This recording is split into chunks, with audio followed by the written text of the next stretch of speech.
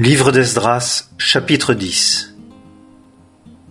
Et comme Esdras priait et faisait sa confession, pleurant et se prosternant devant la maison de Dieu, il se rassembla vers lui, d'Israël, une très grande congrégation d'hommes et de femmes et d'enfants, car le peuple pleurait beaucoup. Et Shekania, fils de Jekiel, des fils d'Élam, prit la parole et dit à Esdras: « Nous avons été infidèles à notre Dieu, et nous avons pris des femmes étrangères d'entre les peuples du pays. Mais maintenant, il y a espérance pour Israël à cet égard. Et maintenant, faisons alliance avec notre Dieu pour renvoyer toutes les femmes et ceux qui sont nés d'elles, selon le conseil de mon Seigneur et de ceux qui tremblent au commandement de notre Dieu, et qu'il soit fait selon la loi. Lève-toi, car la chose repose sur toi, et nous serons avec toi. Sois fort et agis. » Et Esdras se leva, et il fit jurer aux chefs des sacrificateurs, des Lévites et de tout Israël, d'agir selon cette parole. Et ils jurèrent. Et Esdras se leva de devant la maison de Dieu, et alla dans la chambre de Jochanan, fils d'Eliashib, et il entra là. Il ne mangea point de pain et ne but point d'eau, car il menait deuil sur le péché de ceux qui avaient été transportés. Et on fit passer en Juda et à Jérusalem un appel à tous les fils de la transportation de se rassembler à Jérusalem, et pour que quiconque ne viendrait pas dans les 3 jours selon le conseil des chefs et des anciens, tous ses biens fussent confisqués, et que lui-même fût séparé de la congrégation de ceux qui avaient été transportés. Et tous les hommes de Juda et de Benjamin se rassemblèrent à Jérusalem dans les 3 jours. C'était le 9e mois, le 20e jour du mois. Et tout le peuple était assis dans la place de la maison de Dieu, tremblant à cause de cette affaire et à cause des pluies. Et Esdras, le sacrificateur, se leva et leur dit: « Vous avez été infidèles et vous avez pris des femmes étrangères pour ajouter à la coulpe d'Israël. Et maintenant, faites confession à l'Éternel, le Dieu de vos pères, et faites ce qui lui est agréable, et séparez-vous des peuples du pays et des femmes étrangères. » Et toute la congrégation répondit et dit à haute voix: « Oui, à nous de faire selon tes paroles. Mais le peuple est nombreux, et c'est la saison des pluies, et il n'y a pas moyen de se tenir dehors. Et ce n'est pas l'œuvre d'un jour ni de 2, car nous avons grandement péché dans cette affaire. Que nos chefs donc, pendant cette affaire, se tiennent là pour toute la congrégation, et que tous ceux qui, dans nos villes, ont pris des femmes étrangères, viennent à des époques déterminées, et avec eux les anciens de chaque ville et ses juges, jusqu'à ce que l'ardeur de la colère de notre Dieu soit détournée de nous. Seul Jonathan, fils d'Asaël, et Jaxia, fils de Tikva, s'opposèrent à cela, et Meshulam et Shabtaï le Lévite les appuyèrent.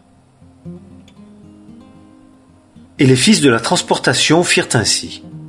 Et Esdras le sacrificateur et des hommes qui étaient chefs des pères furent séparés selon leur maison de père et tous par leur nom.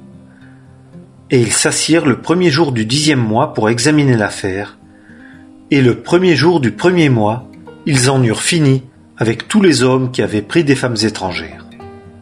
Et parmi les fils des sacrificateurs, il s'en trouva qui avaient pris des femmes étrangères.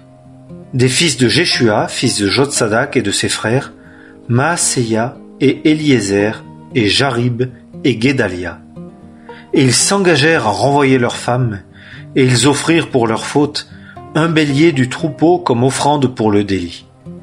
Et des fils d'Imer, Anani et Zébadia, et des fils de Harim, Maaseia et Éli et Shemaïa et Jekiel et Osias. Et des fils de Pashkur, Elioénaï, Maaseia, Ismaël, Nethanéel, Josabad et Elassa. Et des Lévites, Josabad et Shim'i et Kélaïa, c'est Kélita, Pétakia, Juda et Eliezer. Et des chantres, Eliashib. Et des portiers, Shalom et Télem et Uri. Et de ceux d'Israël, des fils de Parosh, Ramia et Jizija et Malkija et Mijamin et Éléazar et Malkija et Benaïa. Et des fils d'Élam, Matania, Zacharie, et Jéchiel, et Abdi, et Jérémoth, et Élie. Et des fils de Zattu, Élioénaï, Eliashib, Matania, Jérémoth, et Zabad, et Aziza. Et des fils de Bébaï, Jochanan, Anania, Zabbaï, Atlaï. Et des fils de Bani, Meshulam, Maluk, et Adaïa, Jashub, et Sheal, et Ramoth. Et des fils de Pakat-Moab, Adna, et Kelal, Benaïa, Maaseia, Matania, Betsaléel, et Binui, et Manassé. Et les fils de Harim, Eliezer, Jishija, Malkija, Shemaïa, Siméon, Benjamin, Maluk, Shemaria. Des fils de Hachom, Matnaï, Matata, Zabad, Eliphélet, Jérémaï, Manassé, Shimi. Des fils de Bani, Maadaï, Amraméuel, Benaïa, Bédia, Kéluhu, Vania, Mérémoth, Eliashib, Matania, Matnaï, et Jaasaï, et Bani, et Binui, Shimi, et Shelemia, et Nathan, et Adaïa, Maknadbaï, Shashaï, Sharaï, Azaréel et Shelemia, Shemaria, Shalom, Amaria, Joseph. Des fils de Nebo, Jéhiel, Matitia, Zabad, Zébina, Jadaï et Joël, Benaïa. Tous ceux-ci avaient pris des femmes étrangères, et il y en avait parmi eux dont les femmes avaient eu des enfants. Livre de Néhémie, chapitre 1er. Les paroles de Néhémie, fils de Hakalia. Et au mois de Kislev, la 20e année, il arriva que, comme j'étais à Suse, la capitale, Hanani, l'un de mes frères, lui et quelques hommes vinrent de Juda. Et je les interrogeai sur les Juifs, les réchappés qui étaient restés de la captivité, et au sujet de Jérusalem. Et ils me dirent, les restants qui sont demeurés de reste de la captivité, là dans la province, sont dans une grande misère et dans l'opprobre, et la muraille de Jérusalem est en ruine, et ses portes sont brûlées par le feu.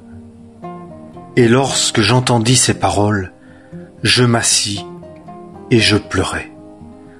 Et je menai deuil plusieurs jours, et je jeûnais et je priais le Dieu des cieux, et je dis, je te supplie, ô Éternel, Dieu des cieux, le Dieu grand et terrible, qui garde l'alliance et la bonté envers ceux qui t'aiment et qui gardent tes commandements. Je te prie, que ton oreille soit attentive et que tes yeux soient ouverts pour écouter la prière de ton serviteur que je fais aujourd'hui devant toi, jour et nuit, pour les fils d'Israël tes serviteurs, et la confession que je fais touchant les péchés des fils d'Israël que nous avons commis contre toi. Moi aussi, et la maison de mon père, nous avons péché.